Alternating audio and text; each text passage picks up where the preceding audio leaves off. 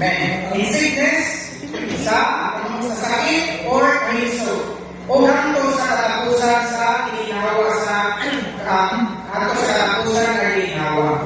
Yet time and time again, panihula ang nahitabo. The same ardent power of God's initial fire slowly dies down. So kami karaniwan daw, pero init pa kayo na.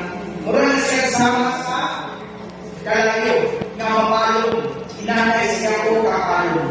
Calling to mere glowing embers. Budaw.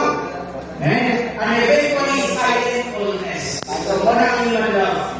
So, for ilang tapon, ay, dalig. Nakalimutan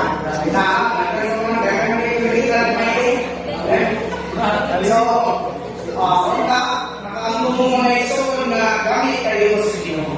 Hindi nga po makakamagal nila.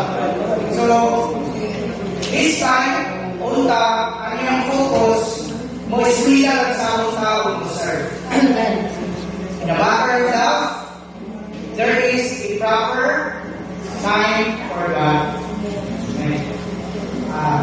It is not too late and it is not too early. So, basta na mo ka, walay sa iyo na kayo, o walay lugay na po kayo. Just wait.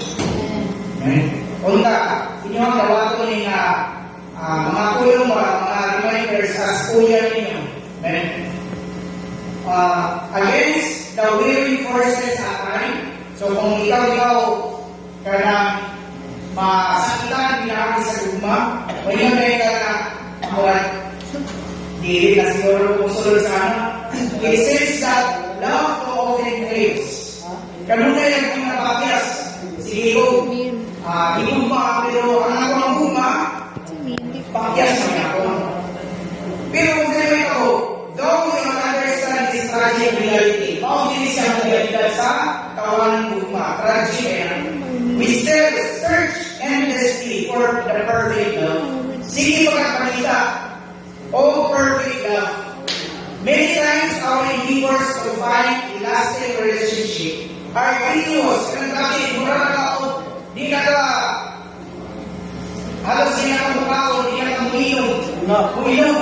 Sa pagkakita lang ko, lasting na relationship. Pero kung sabi mo,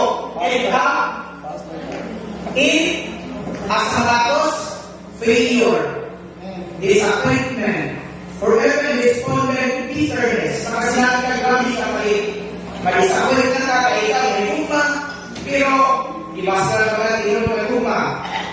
Ikaw ka lang ka, pasakitan.